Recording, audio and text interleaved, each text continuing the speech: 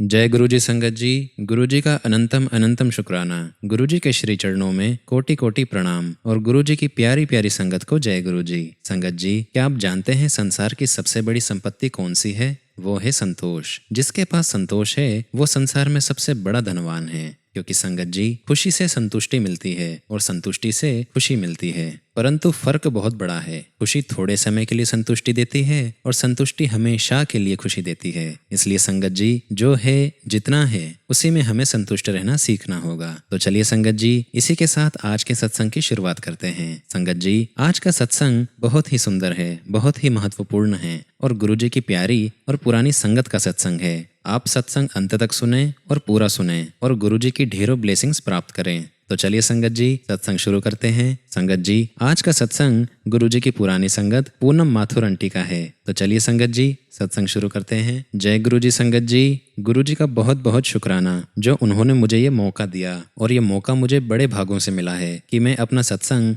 आप सभी के साथ शेयर कर रही हूँ। संगत जी, गुरु जी का गुणगान करने में शब्द बहुत कम पड़ जाते हैं, क्योंकि उनके गुणगान की कोई सीमा नहीं है। लेकिन संगत जी, मैं पूरी कोशिश करूंगी कि गुरु जी ने जो सेवा मुझे बख्शी है मैं उसके साथ पूरा जस्टिस कर सकूं। संगत जी, मैं अपनी यात्रा शुरू करती हूँ। भोलेनाथ के साथ मेरी यात्रा बचपन से ही शुरू हुई। जब मैं करीब 4 या 5 साल की थी, मैं अपने फादर को बाघ की चर्म पर बैठकर पूजा करते हुए देखा करती थी, और भोलेनाथ का एक ऐसा ही स्वरूप हमारे मंदिर में भी होता था। संगत जी, तो कहीं ना कहीं इन सब चीजों का मेरे दिलो दिमाग पे, मेरे मस्तिष्क पर बहुत गहरी छाप पड़ी हुई थी। और संगत जी, उस समय से लेकर अब तक मेरे दिल दिमाग पर, मेरी आत्मा में शिव ही विराजमान है। संगत जी, मेरा जो कनेक्शन है भोलेनाथ के साथ और जो भावना है वो बहुत अलग लेवल की हो जाती है, with due respect to other deities also. But जब भी बात आती है मेरी श्रद्धा और मेरी पूजा पाठ की, भोलेनाथ के सामने उसकी सीमा, उसका लेवल कुछ और ही हो जाता है। संगत जी, संगत जी, गुरुजी के साथ मेरी जर्नी 1996 में शुरू हुई। पहली बार गुरुजी ने मुझे मेरी सिस्टर इन लॉ के यहाँ दर्शन दिए थे, जब वो मेरी सिस्टर इन लॉ की बिटिया को ब्लेस करने के लिए आए थे। और उसके पहले भी मैंने अपनी सिस्टर इन लॉ के यहाँ गुरुजी के बारे में बहुत सुना था, और मेरी सिस्टर इन लॉ गुरुजी से 1995 से जुड़ी हुई थी। तो जब 1996 में गुरुजी मेरी सिस्टर इन लॉ के घर पर आए तो और भी संगत गुरुजी के साथ आई थी। और जब मैंने गुरुजी को देखा तो जो नॉर्मल ह्यूमन बीइंग की हाइट होती है उससे कुछ ज्यादा ही हाइट गुरुजी की लग रही थी। अब पता नहीं संगत जी, ये आंखों का धोखा था या क्या था। ही वॉज टॉल, स्लिम, चेहरे पे नूर। तो पहले दर्शन तो मेरे ये थे संगत जी। जब गुरुजी अंदर आए तो गुरबाणी चल रही थी। गुरुजी अपने साथ कुछ संगत लेके आया करते थे संगत जी। उसके बाद गुरुजी ने सभी को कड़ा प्रसाद बांटा, और फिर थोड़ी देर में लंगर के लिए अनाउंसमेंट हो गई कि लंगर का इंतजाम बाहर लॉन में है। तो सभी लोग बाहर लंगर के लिए चले गए थे और मैं अंदर ही थी। लेकिन मुझे कुछ अच्छा नहीं लगा कि सब लोग बाहर चले गए हैं और गुरुजी अंदर अकेले बैठे हुए हैं। तब तक गुरुजी नारियल पानी पी रहे थे संगत जी, और जब गुरुजी नारियल पानी पी रहे थे तब वह बिल्कुल अकेले थे और मैं वहीं थी। और मुझे कुछ अजीब सा लगा, अच्छा नहीं लग रहा था कि गुरुजी अकेले बैठे हैं। और उस समय मैं अवेयर भी नहीं थे गुरुजी के प्रोटोकॉल से, कि अगर गुरुजी ने आदेश दिया है कि लंगर है तो सबको लंगर के लिए जाना है। और संगत जी, मैं वहीं आसपास गुरुजी के घूमने लगी कि शायद गुरुजी को जरूरत होगी। मैं इसे भी गुरुजी की लीला ही कहूंगी संगत जी, कि शायद गुरुजी ने कुछ ऐसी लीला रची कि मैं वहीं पर थी, बाकी सब लोग बाहर थे। अब थोड़ी देर बाद गुरुजी ने जो नारियल पानी पी रहे थे वो पूरा नहीं पिया, और वो गिलास मेरी तरफ बढ़ा दिया। मैंने गिलास तो ले लिया संगत जी, पर मुझे समझ में नहीं आया कि मैं इसका क्या करूं। तो मैं गिलास को लेकर किचन की तरफ बढ़ने लगी, और इतनी ही देर में एक आंटी अंदर किचन में आई। तो मैंने उनसे पूछा कि आंटी, गुरुजी ने मुझे ये गिलास दिया है नारियल पानी का, इसका क्या करना है? तो वो कहने लगी, अगर गुरुजी देते हैं तो हम गुरुजी का प्रसाद समझकर इसे पी जाते हैं। मैंने कहा ठीक है, तो मैंने भी पी लिया संगत जी। और संगत जी, नारियल पानी पीने के बाद कंटिन्यूसली मेरे मन में थॉट आने लगे, और एक ही थॉट बार बार आने लगा कि अब तो परमात्मा से मेरा कनेक्शन हो जाएगा। और संगत जी, दिल को लगने लगा कि अब तो भगवान के दर्शन हो जाएंगे। एनीवे, वापस कमरे में आई जहाँ पर गुरुजी बैठे हुए थे। और संगत जी, मैं जब कमरे में आई तब तक कोई भी संगत नहीं आई हुई थी, और मैं सोचने लगी कि सब लोग बाहर लंगर कर रहे हैं और कोई गुरुजी को लंगर पूछ ही नहीं रहा है। तो मैं बाहर आई और मैंने गुरुजी के लिए एक लंगर की थाली तैयार की, और मैं लंगर लेकर अंदर आई कमरे में, और मैंने गुरुजी से कहा कि गुरुजी आप भी लंगर कर लीजिए। और गुरुजी ने कुछ सोचते हुए उसमें से एक पकौड़ी उठा ली, जो कि मुझे बाद में पता चला कि गुरुजी को पकौड़े बहुत पसंद थे। तो धीरे धीरे गुरुजी मंचिंग करने लगे, खाने लगे और इतने में ही बाहर से संगत अंदर आने लगी। ये मेरा पहला एनकाउंटर था संगत जी गुरुजी के साथ, और उसके बाद गुरुजी का कोई आदेश नहीं हुआ और उस मुलाकात के बाद हम कई साल तक मंदिर नहीं गए। लेकिन मेरी सिस्टर इन लॉ जाती रही और ऐसा कोई माहौल बना ही नहीं, ऐसा कोई कारण ही नहीं बना कि मुझे ऐसी ज़रूरत महसूस हो कि गुरुजी के पास जाया जाए। इस बीच गुरुजी पंजाब भी चले गए थे। उसके बाद गुरुजी 2 बार और आए और गुरुजी जब भी आते थे it was a uplifting moment. बहुत अच्छा लगता था संगत जी। फिर संगत जी 1999 में मेरे हस्बैंड का VRS हुआ कंपनी से, और उसके कुछ समय के बाद मेरी सिस्टर इन लॉ ने मुझसे पूछना शुरू किया कि आप भी चलोगे बड़े मंदिर, और वो जब भी पूछा करती थी मैं हमेशा हाँ कर दिया करती थी। और तब गुरुजी एम्पायर स्टेट में बैठा करते थे। जब हम एम्पायर स्टेट पहली बार गए तो उस फर्स्ट मीटिंग में कोई इंट्रोडक्शन नहीं हुआ था, क्योंकि हम गुरुजी से 2-3 बार पहले ही मिल चुके थे। और संगत जी जब मैं पहली बार एम्पायर स्टेट गई तो गुरुजी ने मुझे पहली बार में ही सेवा बख्शी थी, और साथ में मुझे गुरुजी के 2 छोटे छोटे स्वरूप भी प्राप्त हुए। संगत जी ज्यादातर लॉजिस्टिक की वजह से हम लोग ज्यादा आना जाना नहीं कर पाते थे, और मीनवाइल हमने अपना घर शिफ्ट किया था and it was a difficult situation कि 2-3 साल बाद मेरा जॉब भी खत्म हो गया and that time I was very worried. और संगत जी उस चिंता में भी गुरुजी इतनी ब्लेसिंग लुटा रहे थे, पर हमारा दिमाग गया ही नहीं। हमारा इंसानी दिमाग इन चिंताओं में ही उलझ के रह जाता है। और संगत जी जब ये सारी चिंताओं और परेशानियों ने हमें घेर लिया तो मैंने कहा कि नहीं, गुरुजी हमारे लिए नहीं है, मैं नहीं जाऊंगी, मैं तो बिल्कुल भी नहीं जाऊंगी। अब बस यही बोलूंगी संगत जी कि मन में मेरे आ गया था कि गुरुजी हमारे लिए तो नहीं है। और बस मैं शिवलिंग की पूजा करने लगी, भोलेनाथ की पूजा करने लगी। हफ्ता 10 दिन बीता होगा कि गुरुजी ने मुझे विजन दिया। मैं पूजा में बैठी हुई थी और मैंने आंख बंद की हुई थी, और इतने में ही मुझे विजन आया कि विष्णु जी गरुड़ पर बैठे हुए हैं, पूरा नीला शरीर, नीला चेहरा और लाल होंठ, और बिल्कुल सीधे मेरी तरफ मेरी आईब्रोज के बीच में ठीक उस दिशा में आ रहे थे। और मैं एकदम से बहुत डर गई थी संगत जी। और संगत जी मैं इतनी डर गई कि मैंने तुरंत अपनी आंखें खोल ली। वो दर्शन गुरुजी की कृपा से ही हुए थे संगत जी। संगत जी मैं यहाँ पे बताना चाहती हूँ कि मन में तो विश्वास था गुरुजी पर हम एक्सेप्ट नहीं कर रहे थे, क्योंकि गुरुजी वो नहीं कर रहे थे जो हम चाह रहे थे। हम ऐसे ही हैं संगत जी, बहुत सारी कैलकुलेशन लगाते हैं। और संगत जी गुरुजी तो हमेशा कहते थे कि मैं तुम्हें तुम्हारे समय पर ही चीजें दूंगा। और संगत जी आप यकीन कीजिए हम दोनों के पास ही जॉब नहीं थी, लेकिन संगत जी ये बात हमें कभी पिंच नहीं हुई। सब कुछ स्मूथली चलता रहा, हम सभी जगह आना जाना कर रहे हैं, लाइफस्टाइल बिल्कुल सेम थी। लेकिन ये सब कैसे हो रहा था ये तो सिर्फ गुरुजी ही जानते थे। गुरुजी की कृपा से सब कुछ इतना स्मूथली चलता रहा कि हमें कभी पिंच नहीं हुआ कि we are short of fund, कि अब हम आगे क्या करेंगे, कैसे करेंगे। लेकिन संगत जी दिमागी तौर पर तो टेंशन जरूर चलती रही। संगत जी एक बार मन ही मन मैंने गुरुजी से बोला कि गुरुजी अगर आप सचमुच मेरे लिए हो, मेरे साथ हो। मैंने अपना एक सूट संगत जी स्टिचिंग के लिए टेलर को दिया हुआ था, तो जब मैं उसे लेने के लिए गई और मैंने घर आके वो पैकेट खोला तो वो मेरा सूट नहीं था, उसमें सटल सिल्क का एक बहुत ब्यूटीफुल सूट था। तो मैंने कहा कि गुरुजी अगर आप सचमुच में हो ना तो मुझे भी एक ऐसा ही पीस दिलवा दीजिए। I went back and come back. और संगत जी जब मैं वापस लौटकर आ रही थी तो वापसी में एक ऐसा ही सेम पीस एक पेड़ के पास पड़ा हुआ था, और मैंने उसे देखा और बोला कि अरे अभी तो मैं यहाँ से गई थी, तब तक तो कुछ भी नहीं था। बहुत बहुत शुक्राना गुरुजी, आपने उस दिन मेरी आंखें खोल दी। और संगत जी उसके 1.5-2 महीने बाद तक मेरी सांसों से, मेरी बॉडी से सब जगह मुझे गुरुजी की फ्रेग्रेंस आती रही। और संगत जी मैं इतनी कॉन्शियस हो गई कि मैं सोचने लगी कि मैं खाना कैसे खाऊंगी, गुरुजी की फ्रेग्रेंस आ रही है, गुरुजी यहीं मौजूद हैं। तो संगत जी 1.5-2 महीने तक यही सब चलता रहा। और संगत जी इस दौरान गुरुजी ने मुझे बहुत सारे विजन दिए। हम सभी के लिए मई का महीना बहुत मायने रखता है, और खासकर वो दिन महासमाधि दिवस। तो मैं उसी दिन का अपना एक सत्संग आप सभी के साथ शेयर करना चाहती हूँ। तो ये साल था 2007, 31 मई 2007। उस दिन सुबह 10:30 या 11 का टाइम होगा, और सडन मेरे हाथ में कुछ ट्विस्टिंग होने लगी, कुछ रिडलिंग सी फीलिंग आने लगी। समझ नहीं आया, ऐसा लगने लगा कि शायद हार्ट अटैक है, शायद ऐसा ही होता होगा। और कुछ सेकंड के लिए तो मुझे ऐसा लगा कि मेरे हार्ट को कोई पुल कर रहा है, खींच रहा है। And after few second it was all subside, और मुझे कुछ भी समझ नहीं आ रहा था संगत जी कि क्या हो रहा है। And I was set down on the carpet near the sofa, और मैं बहुत एग्जॉस्ट हो गई। और अपने आप को काम डाउन करने के लिए मैंने आंखें बंद कर ली, और आंखें बंद करके संगत जी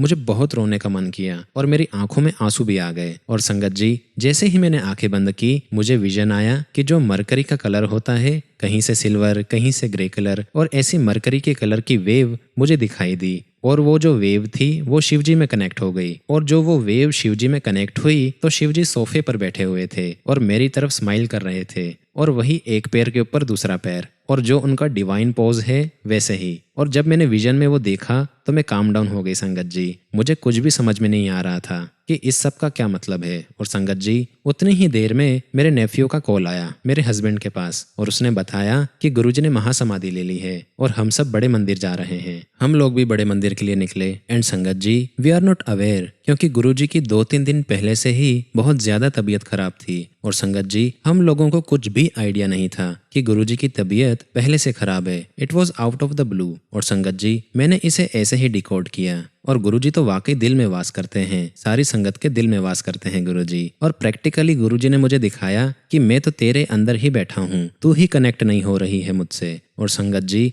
जब भी मैं वो मोमेंट याद करती हूँ मेरे रोंगटे खड़े हो जाते हैं। और संगत जी, उस दिन के बाद से जो मेरे हार्ट का एपिसोड था, जो ट्विस्टिंग हो रही थी, जो रनिंग हो रही थी या खिंचाव महसूस हो रहा था, वो कुछ भी नहीं हुआ उसके बाद। संगत जी, मेरा दूसरा सत्संग वो भी महासमाधि दिवस का ही है। I lost my husband in दिसंबर 2013, और 2014 में मई का महीना यही महासमाधि दिवस का दिन था। हम लोग पहले बड़े मंदिर गए, सब काम तो डुगरी में होता है, पर हम लोग यहीं बड़े मंदिर में ही गए। अब वहां जाके कोई सेटिस्फेक्शन सा हुआ नहीं संगत जी, तो मन में आया कि चलो एम्पायर स्टेट चलते हैं। तो हम एम्पायर स्टेट में दर्शन के लिए चले गए। हमने सोचा कि दर्शन यहाँ भी हो रहे हैं तो वहां भी होंगे, तो हम एम्पायर स्टेट चले गए संगत जी। जब हम एम्पायर स्टेट गए, हमने माथा टेका तो वहाँ के जो सेवादार अंकल थे उन्होंने मुझसे कहा और मुझे बिल्कुल गुरुजी के सिंहासन के सामने बिठाया। तो मुझे कहने लगे कि आंटी आप यहाँ बैठो। मैंने कहा ओके। और बाकी जो रेस्ट ऑफ द फैमिली थी संगत जी, वो साइड में बैठे हुए थे या कोई सीढ़ी के पास बैठा हुआ था। और बाकी सारे सदस्य को सेवादार अंकल ने गुरुजी के सामने बैठने के लिए नहीं कहा, मुझे कहा।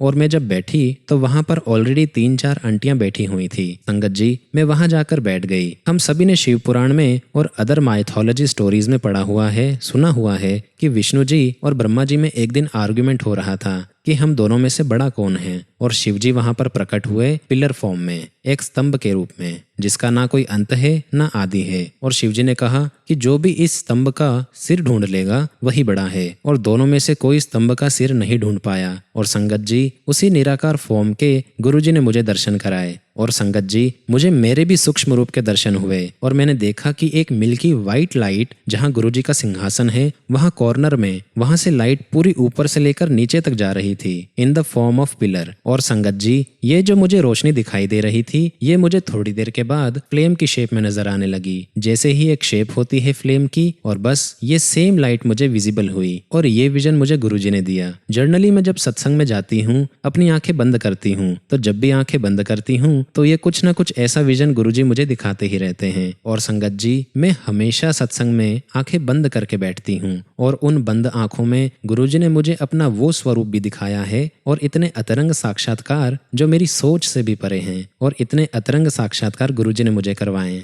मेरे हस्बैंड के जाने के बाद गुरुजी ने मुझे यह दर्शन पहली बार करवाए। मैं हमेशा से यही मानती हूँ संगत जी कि हम आप ही के तो अंश हैं गुरुजी। संगत जी, जब मेरे हस्बैंड बीमार चल रहे थे तब उत्सव था मंदिर में, तो मेरे हस्बैंड को परस्यूट किया गया कि नहीं वहां चलेंगे, गुरुजी के पास चलेंगे। लेकिन हमारा जाना और ना जाना ये तो सिर्फ गुरुजी के हाथ में था। लेकिन मैंने मन ही मन में कहा कि गुरुजी प्लीज कृपा कीजिए, यह भी तो आप ही के अंश हैं, जैसे हम आपके अंश हैं, सब कुछ आप ही का अंश है। और उस दिन गुरुजी ने मुझे दिखाया कि हम उसी एनर्जी, उसी लाइट के अंश हैं। अनंतम अनंतम शुक्राना गुरुजी, आपने क्या क्या मुझे दर्शन करवाए हैं। संगत जी, मैं आपको अपना रिसेंट सत्संग सुनाती हूँ। मेरी मदर इन लॉ बहुत बीमार हो गई थी। मेरी मदर नवंबर से बीमार चल रही थी। कुछ जनवरी से मेरे दिमाग में ये चल रहा था कि डुगरी जाऊंगी, कभी नहीं गई हूँ। और रिसेंटली मैंने ग्रुप ज्वाइन किया है जो हर महीने बस में संगत को ले जाते हैं, डुगरी बड़े मंदिर ले जाते हैं। और संगत जी, मैं बस इसी पशोपश में थी कि लॉजिस्टिक की प्रॉब्लम की वजह से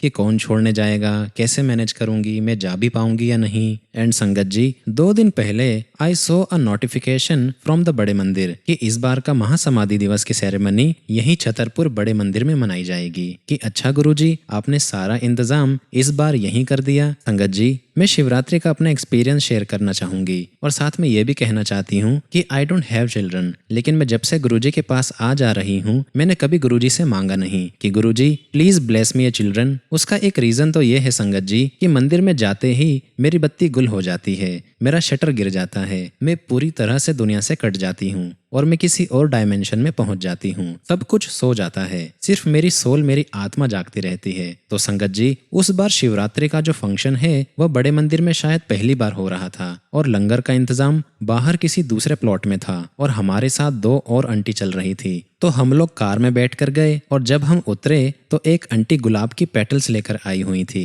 और वो पेटल्स आंटी गुरुजी के चरणों में चढ़ाने के लिए लाई थी। और जब उतरने लगे तो उन्हें शायद सपोर्ट चाहिए था या पता नहीं क्या बात थी और उन्होंने वो पैकेट मेरे हाथ में दे दिया। और जैसा कि मैंने आपको बताया है संगत जी कि मंदिर के अंदर पैर रखते ही मेरी बत्ती गुल हो जाती है और मैं बिल्कुल भूल गई कि मेरे हाथ में एक पेटल्स का पैकेट है। संगत जी, महासमाधि दिवस 2007 में जो मुझे एक्सपीरियंस हुआ था उसके बाद मेरे मन में ये बैठ गया कि गुरुजी तो शिव ही हैं और मुझे इस बात पर कभी डाउट नहीं हुआ। तो बस यही भाव थे कि शिवजी के दर्शन करेंगे हम, और यही भाव लेकर हम अंदर हॉल में पहुंच गए और हॉल में बहुत सारी संगत थी और गुरुजी की गद्दी लगी हुई थी और गुरुजी के चारों तरफ बहुत सारे फ्लावर का डेकोरेशन हुआ था और शायद इतने सारे फ्लावर का डेकोरेशन संगत को थोड़ा पीछे रखने के लिए था और बस फ्लावर की उसी लाइन तक माथा टेकने की इजाजत थी। और आप जानते हैं संगत जी कि भीड़ जब होती है तो भीड़ ऐसी ही होती है कि जब आप माथा टेक रहे हो तो सेवादार अंकल बोलते हैं चलो चलो आगे बढ़ो, और उसी एंड पर माथा टेका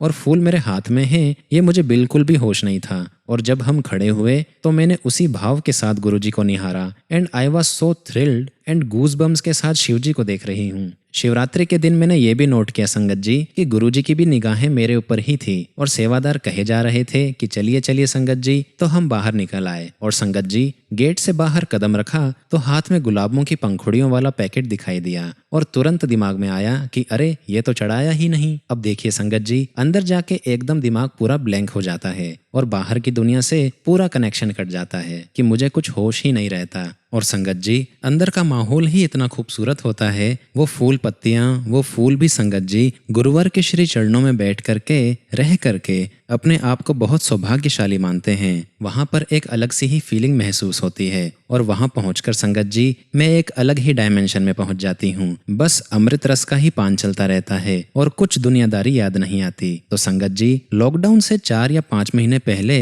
मैं यूट्यूब पर शब्द सुन रही थी और शब्द सुनते समय एक पॉपअप विंडो खुली जिस पर पंडित जसराज जी की शिव स्तुति सामने आई। तो मैंने शिव स्तुति कभी मंदिर में नहीं सुनी थी और मेरे सामने गुरुजी का बहुत बड़ा स्वरूप लगा हुआ था। मैंने गुरुजी से बोला कि गुरुजी मैंने कभी नहीं सुनी है, तो शब्द तो हम सुनते ही रहते हैं, तो हम शब्द को रोककर पहले ये सुन लेते हैं शिव स्तुति। और संगत जी, उस शिव स्तुति का इतना गहरा असर मुझ पर होता है, ऐसा लगता है जैसे भोलेनाथ के दर्शन हो गए हों। और संगत जी, वो मुझे इतना अच्छा लगता था, 4-5 महीने तक मेरा जब मन होता था तब मैं लगा लेती थी। और फिर संगत जी शिवरात्रि आई और संगत जी लॉकडाउन के पहले ये आखिरी शिवरात्रि थी और शिवरात्रि पर जब हम लोग शाम को गए गुरुजी के पास मंदिर में, गुरुजी की कृपा से हमें वहां जगह भी मिल गई। उस दिन संगत जी इतनी सुंदर, इतनी खूबसूरत डेकोरेशन थी, बहुत सुंदर नज़ारा था वो। हर जगह डायमंड, क्रिस्टल्स, ऐसा ही सब डेकोरेशन किया हुआ था। और संगत जी, बस मैंने गुरुजी को निहारना भी शुरू ही किया था कि पंडित जसराज जी की शिव स्तुति स्टार्ट हो गई। और संगत जी, मैं तो बिल्कुल होश खो बैठी थी और पूरे लाउड वॉल्यूम पे, जहां आप कुछ भी नहीं सोच सकते, आपका रोम रोम गा रहा है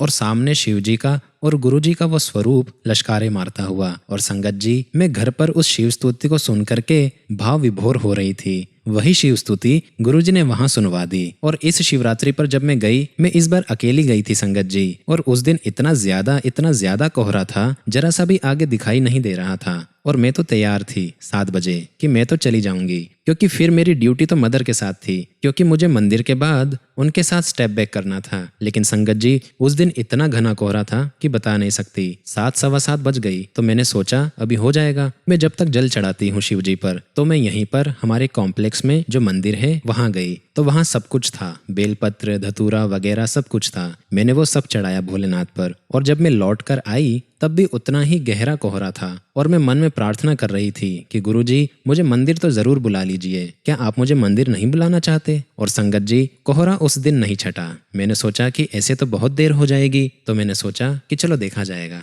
गुरुजी मैं तो आ रही हूँ मंदिर। और संगत जी, उस दिन मैं रोड पर जा ही रही थी कार में, और इतना घना कोहरा था कि आगे कुछ दिखाई नहीं दे रहा था। मुझे तो समझ ही नहीं आ रहा था, पर मैं धीरे धीरे बहुत स्लो चला रही थी गाड़ी, और थोड़ी दूर पर एक ट्रक खड़ा हुआ था, वो भी लाइट बंद करके। बस गुरुजी ने मुझे उस दिन बैंग होने से पहले ही बचा लिया। थैंक यू सो मच गुरुजी, आपने मुझे बचाया, वरना उस दिन कुछ भी हो सकता था। बहुत बहुत शुक्राना गुरुजी, अनंतम अनंतम शुक्राना। संगत जी, सत्संग तो बहुत सारे हैं गुरुजी के, और गुरुजी जब भी आज्ञा देंगे मैं आगे अपने सत्संग आप सबके साथ जरूर शेयर करूंगी। अभी मैं अपनी वाणी को यहीं विराम देती हूँ संगत जी। सत्संग को शेयर करने में मुझसे किसी भी प्रकार की कोई भी भूल हो गई हो तो आप मुझे क्षमा कीजिएगा। ओम नमः शिवाय। शिवजी सदा सहाय। ओम नमः शिवाय। गुरुजी सदा सहाय। जय गुरुजी। शुक्राना गुरुजी।